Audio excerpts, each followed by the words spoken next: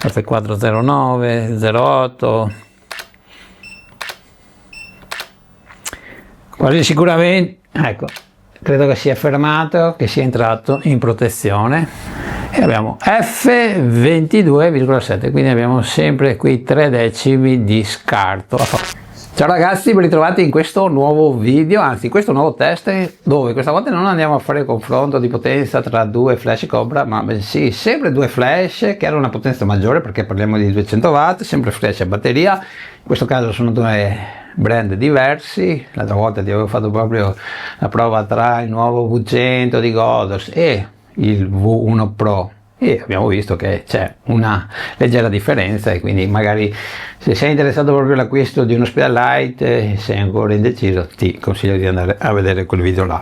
Allora, la prova oggi la facciamo con questo nuovo Q200 di Neewer, un flash a batteria, potenza massima 200 watt, che praticamente è la stessa potenza che troviamo nel conosciutissimo AD200, e la prova la facciamo proprio con la D200. In questo caso è il Pro 2, ma non cambia nulla, potrei utilizzare anche la prima versione, perché quando facciamo proprio un test di potenza non c'è nessuna differenza. Molto presto ti porterò la recensione di questo flash che sto preparando. In realtà trovi già un contenuto, anzi un backstage dove lo vado a utilizzare, ma lo voglio provare ancora, soprattutto in High Speed Sync, lo voglio stressare molto di più, perché voglio portarti una recensione decisamente più completa, perché voglio ovviamente vedere come si comporta in tutti i sensi. Se sei nuovo, se è capitato per caso in questo video, iscriviti al canale che è totalmente gratuito, e quindi supporti anche il sottoscritto proprio per continuare a portare questi video.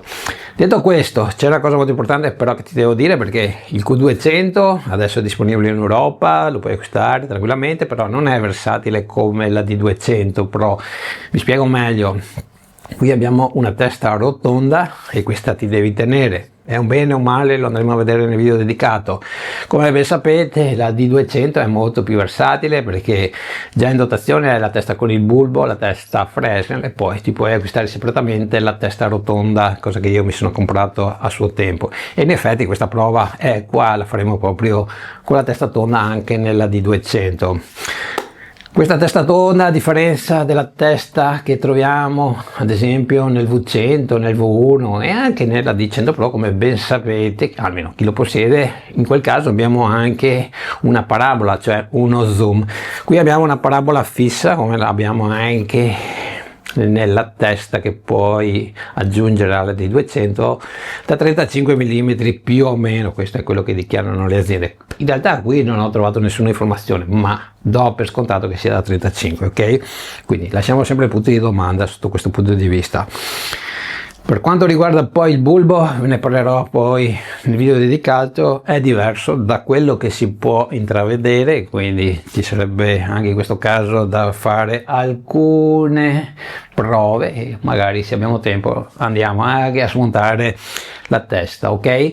Quindi, detto questo, cosa molto importante, questa prova giusto per farti capire che i flash più o meno avranno la stessa potenza. Sotto questo punto di vista non ho dubbi.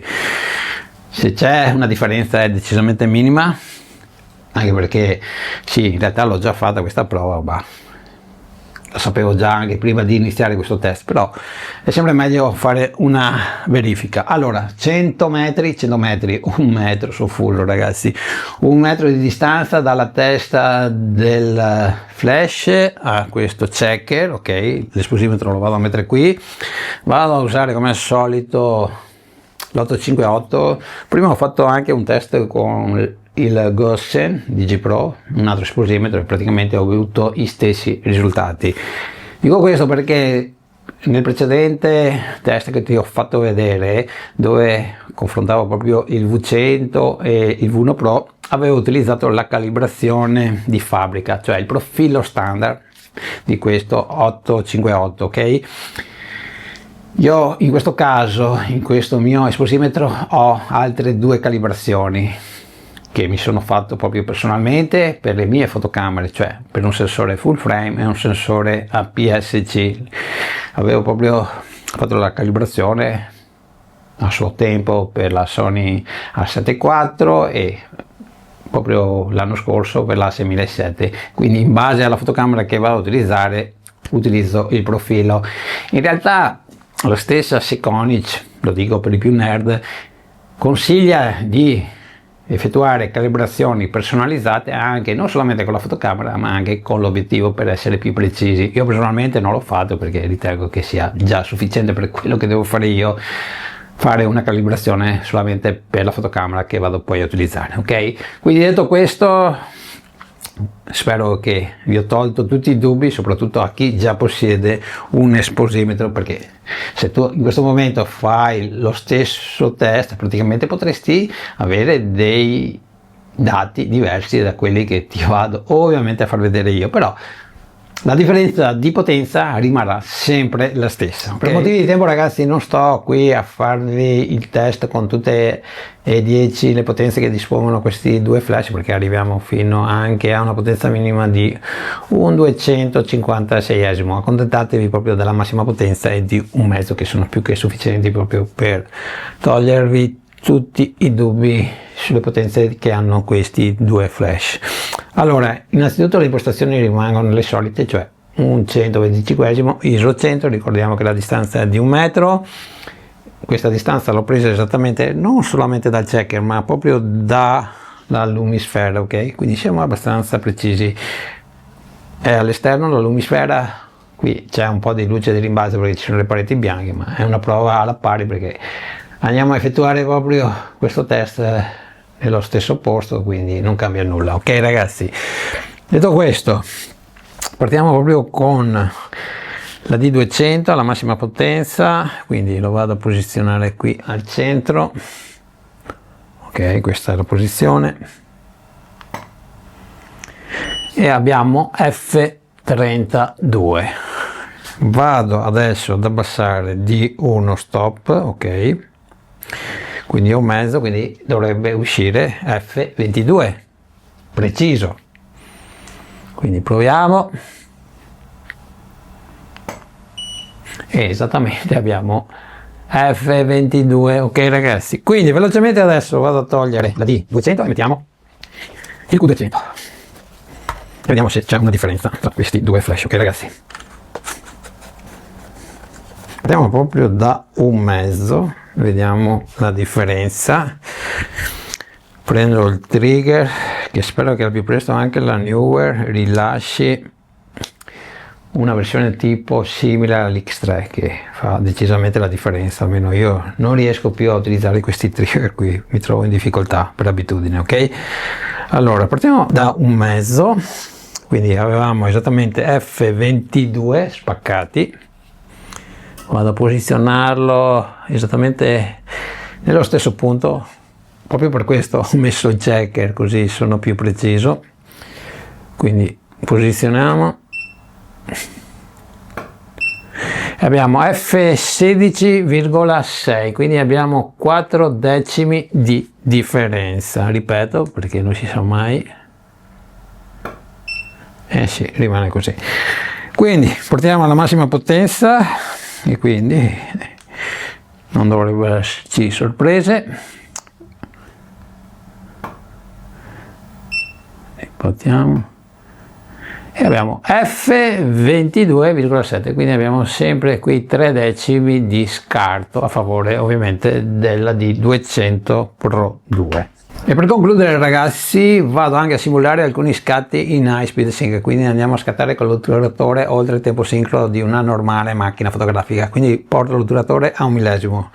Ho inserito proprio il trigger nella macchina fotografica e ovviamente ho impostato 1 millesimo su questo Sekonic che legge tranquillamente anche in high speed sync. 1 millesimo credo sia più che sufficiente per fare un test e vedere soprattutto se scattando a un mezzo, come ti farò vedere adesso, scatto dopo scatto la potenza rimane costante o abbiamo degli sbalzi di potenza inferiore. Ok, poi lo andremo a provare nella realtà. Io poco fa ho fatto alcune raffiche a un ottavo, neppure a un sedicesimo, a un ottavo. Alla seconda raffica praticamente mi è entrato in protezione, non si spegne il flash, si accende una fiammella, un'icona con una fiammella e praticamente dopo 5 minuti praticamente ha ripreso a funzionare, ok? Quindi sotto questo punto di vista, se pensi di acquistare questo flash per utilizzo sportivo, beh, lascia perdere.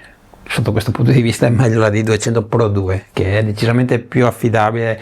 In effetti, sono sincero con te, nel mio primo utilizzo in High Speed Sync all'aperto, e non eravamo in estate perché siamo stati praticamente a utilizzarlo proprio nel mese di gennaio, temperature erano più o meno sui 10-12 gradi, e dopo alcuni scatti in High Speed Sync alla massima potenza praticamente si era fermato per un paio di minuti. Ecco, questa non è una bella cosa, quindi sotto questo punto di vista in High Speed Sync alla massima potenza, beh, lasciamo perdere, e quindi utilizziamo un filtro ND e scattiamo sotto il tempo sincro, ok? Quindi detto questo, facciamo velocemente questa prova e dopo vi saluto. Accendiamo di nuovo l'esposimetro, portiamo l'otturatore a 1/1000, la distanza rimane sempre quella di prima, e quindi proviamo. Faccio scattare direttamente il flash dalla macchina fotografica, vi leggo direttamente quello che dice F409, se ci sono delle modifiche ve le dico. Ecco, è sceso a 07, 09 tornato, 09, 09, 09, 09, F409, 08, quasi sicuramente, ecco, credo che sia fermato, che sia entrato in protezione. Sì, in effetti si è accesa la fiammella, quindi adesso non scatta più. Va anche detto che io lo avevo utilizzato poco fa, c'era ancora ovviamente caldo dalla sequenza che ho scattato prima. Ecco, questa è una cosa che sinceramente non mi piace, ok ragazzi? Quindi dovete sapere che se non andate a utilizzare in High Speed Sync sto flash, insomma, lasciamo stare, va. Meglio scattare sempre sotto il tempo sincro della nostra macchina fotografica se utilizzate lui. Quindi concludo qua questo video. Se avete domande vi aspetto qui sotto nei commenti, non dimenticate di supportare il mio lavoro con un semplice like, lascia anche un commento, basta anche un saluto, fa sempre piacere, e ci diamo appuntamento alla prossima settimana o al prossimo video.